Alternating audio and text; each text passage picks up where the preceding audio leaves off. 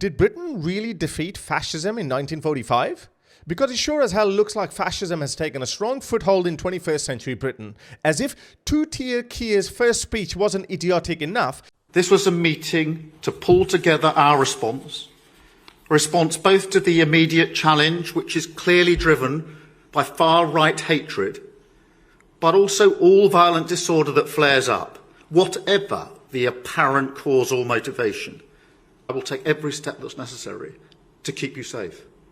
And that's why I said what I said about mosques being attacked because they're mosques.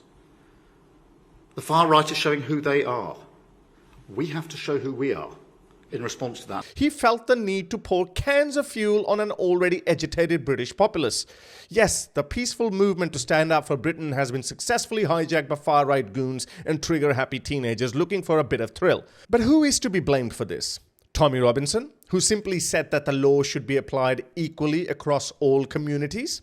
Is it Tommy Robinson, along with everyone with half a brain, who can see how the police and the government said absolutely nothing about the rioters in Manchester, Leeds, Whitechapel, and now in Middlesbrough and Stokes? This PM clearly has never heard of this golden quote by Lord Hewitt, the Lord Chief Justice of England from the 1920s. Justice must not only be done, but must also be seen to be done. There is some profound wisdom in this quote, but wisdom is something lacking in two-tier Keir's government.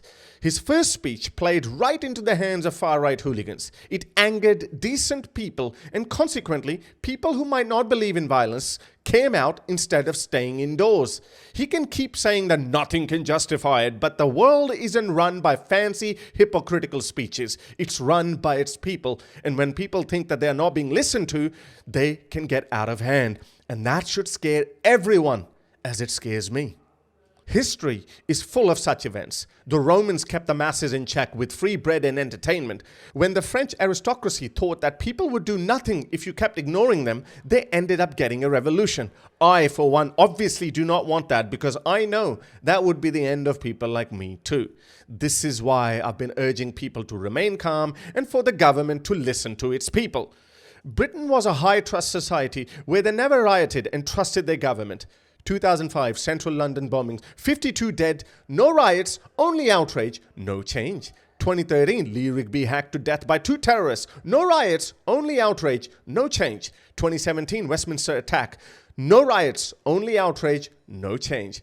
2017 Manchester Arena bombings, no riots, only outrage, no change. 2017 London Bridge attack, no riots, only outrage, no change. 2019 London Bridge stabbing, no riots, only outrage, no change.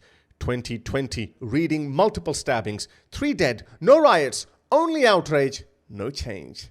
2021 Liverpool Women's Hospital bombing, no riots, only outrage, no change. 2021 murder of Sir David Amess MP, no riots, only outrage, no change. On top of that, people have been listening to Islamist propagandists turning up their rhetoric against Britain and its values non-stop for the last 2 decades.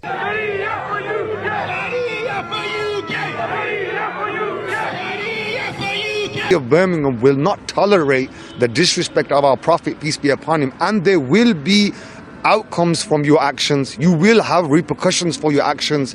We have been trained from birth that we must defend the honor of our Prophet, and we will lay our life on the line. Allah is the best of planners. Islam, we want Sharia in the UK, we want Sharia for everybody. Allah.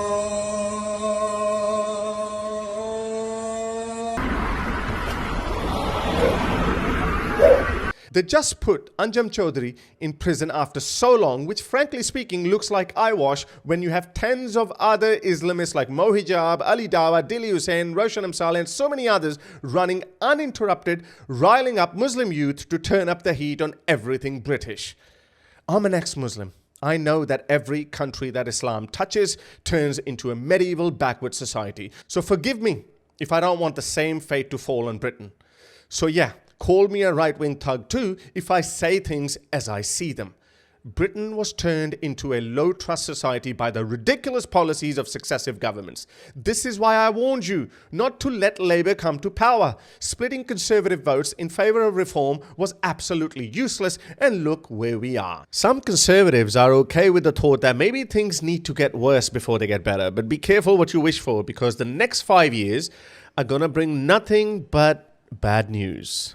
We're going to have radical trans ideology shoved down your throats. We're going to be censored and probably even prosecuted for whatever they deem as Islamophobic.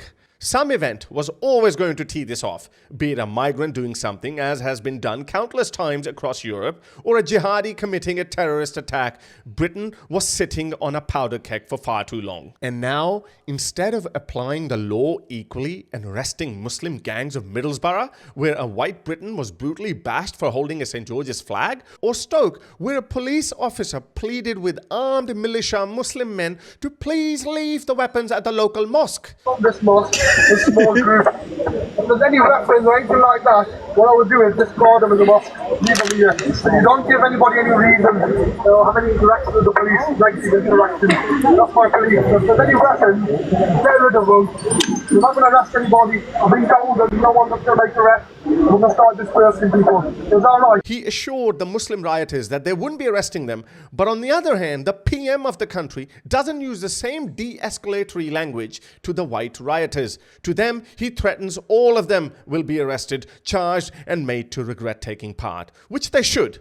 Be in no doubt, those that have participated in this violence will face the full force of the law. The police will be making arrests, individuals will be held on remand, charges will follow, and convictions will follow. I guarantee you will regret taking part in this disorder, whether directly or those whipping up this action online and then running away themselves. This is a selectively applied law, and hence two-tier Keir is using his two-tier police.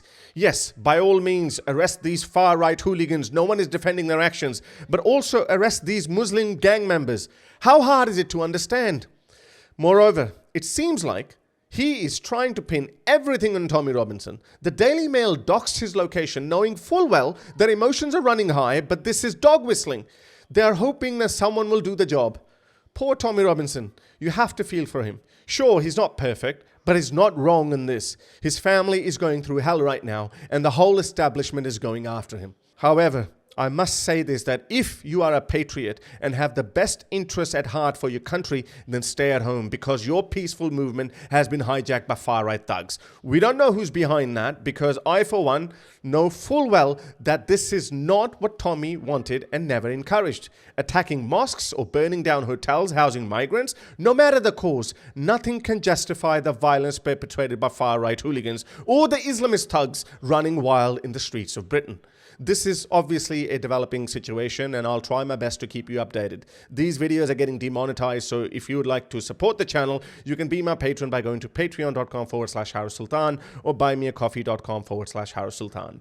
I'll keep you updated. If you would like to support my work, you can become my patron by going to patreon.com/HarusSultan, or you can simply buy me a coffee.